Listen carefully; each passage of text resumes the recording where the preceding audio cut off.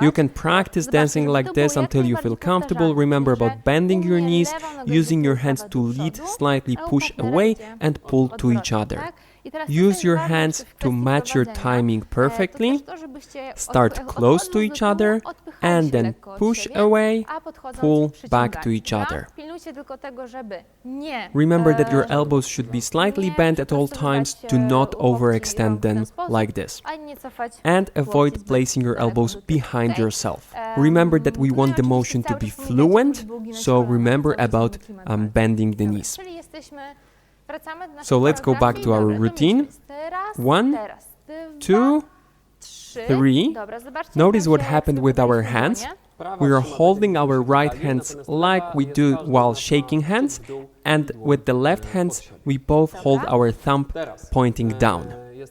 Now we're away from each other. Man is going to raise the left hand, take the step with the left leg forward and to your left to pass the partner, and tap with the right leg. Now continue with the right leg going backward, step, tap, keep holding with both your hands. Now left hand goes up, left leg to the side, use your left hand to place the lady's hand behind your back and transfer the body weight to the right leg.